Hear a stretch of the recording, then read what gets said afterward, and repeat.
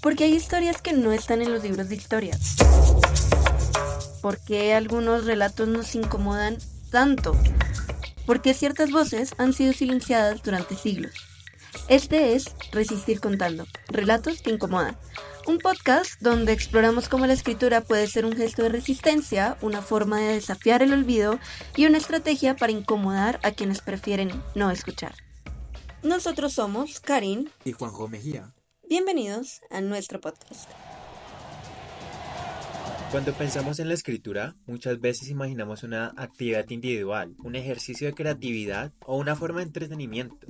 Pero para las comunidades afrodescendientes en América Latina y en muchos otros contextos de opresión histórica, escribir es mucho más que eso. La escritura se vuelve un arma contra el olvido. Es la manera de reescribir la historia desde el margen, de recuperar memorias borradas o distorsionadas por el racismo estructural o las políticas fiscales. La literatura se convierte en un espacio donde se puede denunciar la violencia, pero también celebrar la resistencia, la cultura y la identidad.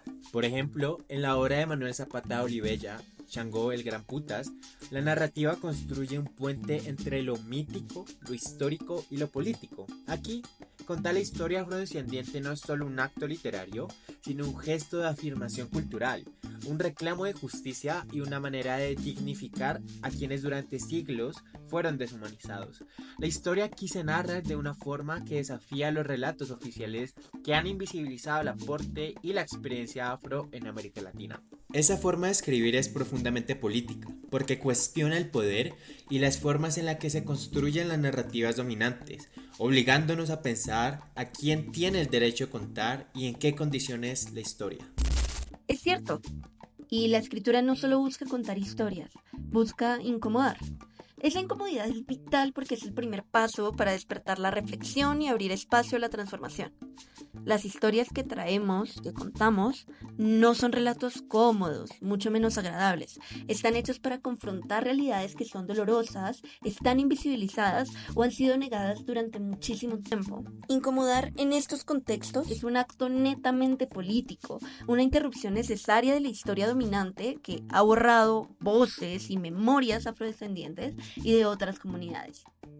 Es por eso que interrumpir la historia oficial para contar la propia es fundamental, porque cuando las comunidades narran desde sus márgenes, no solo denuncian heridas profundas, sino que también recuperan parte de su dignidad, construyen memorias colectivas y se hacen escuchar resistiendo al olvido.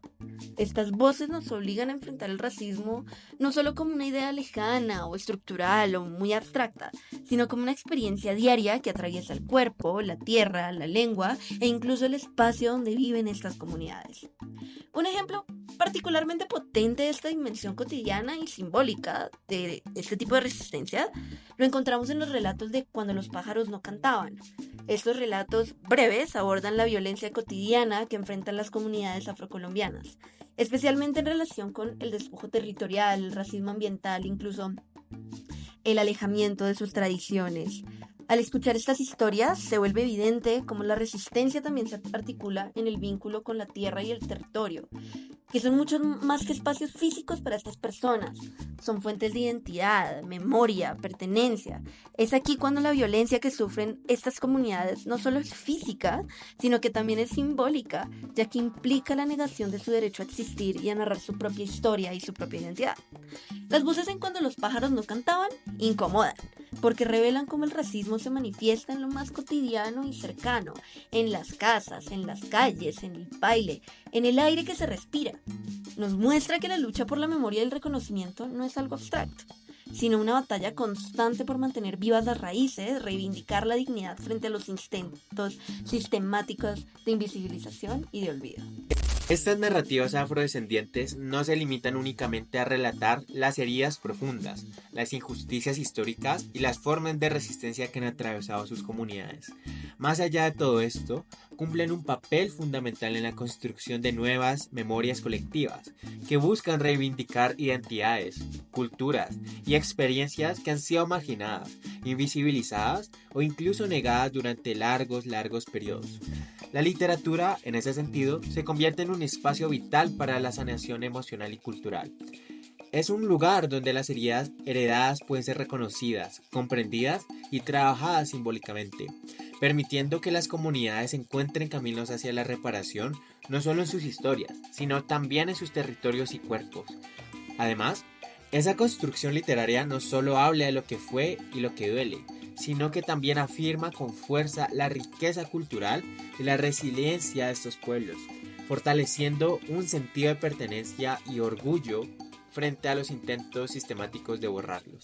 Hablando de esto, es importante tener de ejemplo Elástico de Sombra de Juan Cárdenas, donde la esgrima con machete se convierte en mucho más que una técnica de defensa. Es una memoria en movimiento, una forma de resistencia convertida en arte. Esta novela no solo narra heridas y dolores heredados, sino que recupera una práctica ancestral afrodescendiente en la cual el machete es un símbolo de orgullo y dignidad. Así la literatura se vuelve sanación y sobre todo una afirmación poderosa de que las culturas siguen vivas, han sido fuertes y no están decididas a ser olvidadas, e incluso a relatar su papel histórico con sus propias artes. Finalmente, contar desde la incomodidad es un gesto radical. Es interrumpir el relato constante y dominante para decirle a las élites, oigan, yo también estoy aquí, esto también pasó. Escúchenme y mírenme porque esto es importante y también me duele. Por lo que en ese contexto incomodar no es un acto gratuito. Miren, incomoda lo que rompe el molde, lo que desordena el archivo que nos hemos dado en construir, lo que trae a escena lo que no se quiso mirar.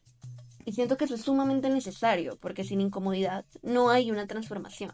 Sin una tensión no hay una memoria fuerte. Y, por lo tanto, sin una disonancia no hay una justicia efectiva.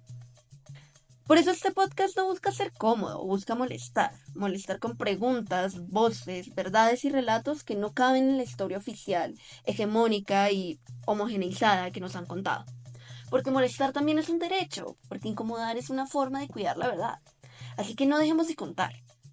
No lo hagamos por costumbre, hagámoslo por urgencia. Porque narrar es una forma de existir.